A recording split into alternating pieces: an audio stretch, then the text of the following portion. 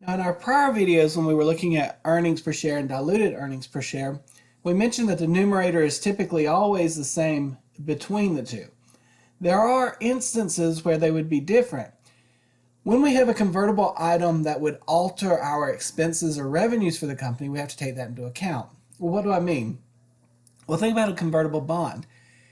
If our owners of our convertible bonds decide to take advantage of that and convert those bonds into stock, remember a bond bears interest, so therefore once they convert it over to stock, we no longer have to pay that interest.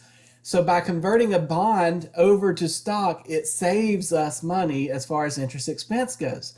So when we look at the numerator, our net income has to be adjusted then for those items like convertible bonds that would have actually caused our net income to be different. So typically when we talk about earnings per share diluted, the numerator is the same unless we have those interest-bearing items like a convertible bond or something similar that is converted into shares of stock, because that would have altered our income. So let's look at this company here. On January 1st, 2018, Canada Corporation had outstanding the following securities. We had 800 million common shares of stock.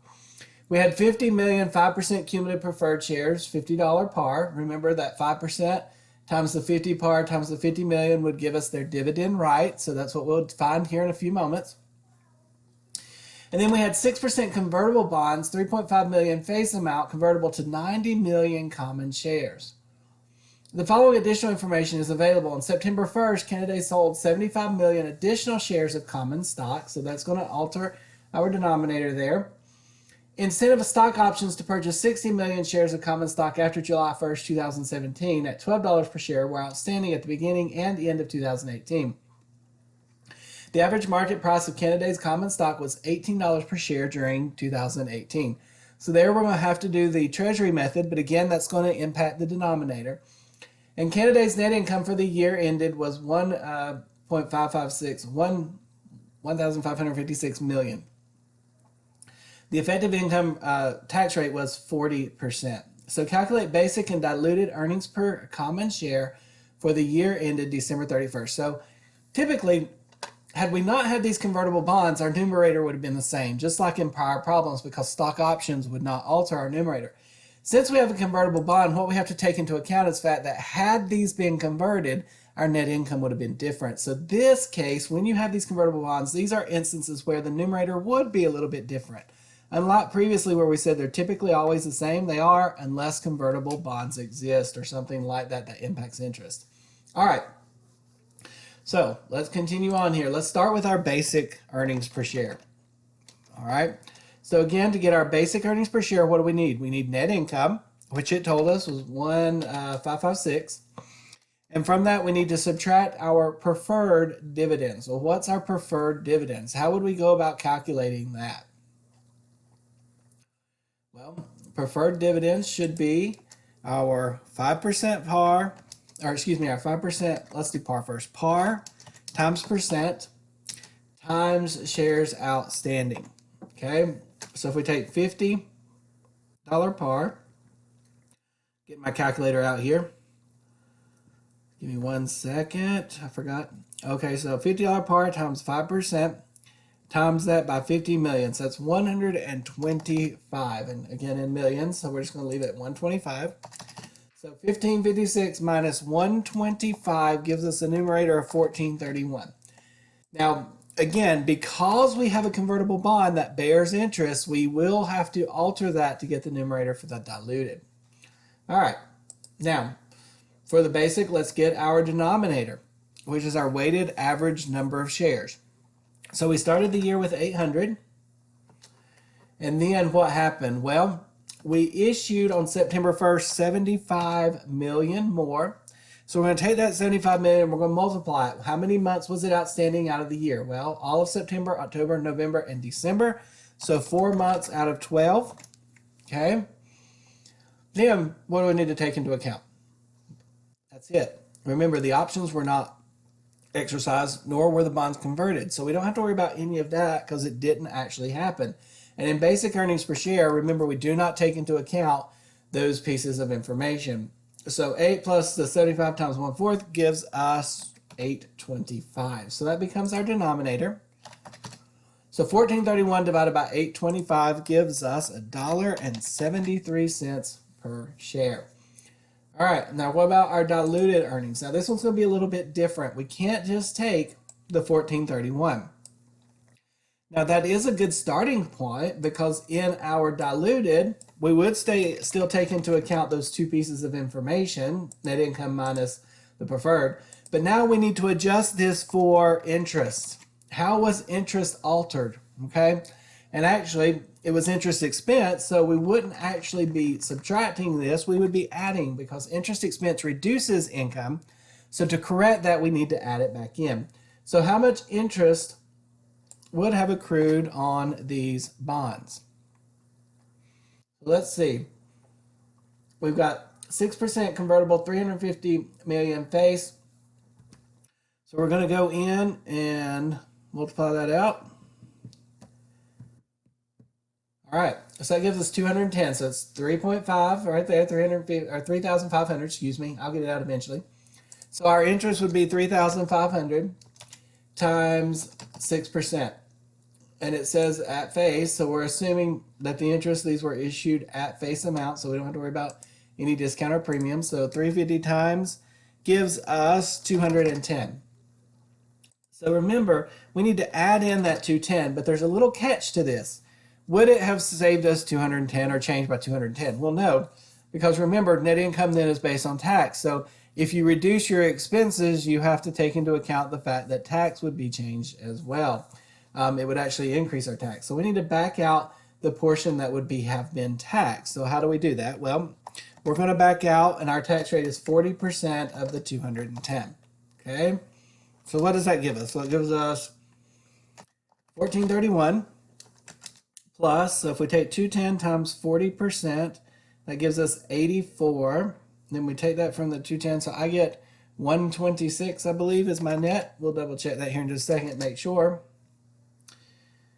And then we would take that 14 plus the 126 is going to give us 1557. So notice we have to take into account the impact of that interest because convertible bonds, those bonds bear interest, so we have to take that out.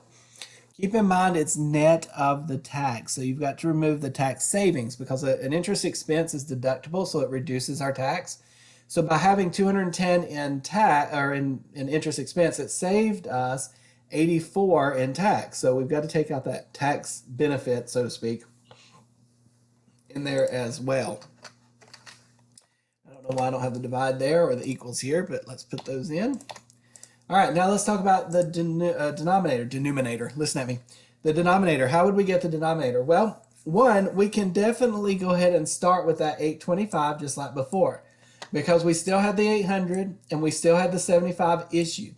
But now we need to take into account two things. One, we need to take into account the stock options. So we're going to take that 825 and we're going to add the stock options. Now, how many shares could have been issued in stock options?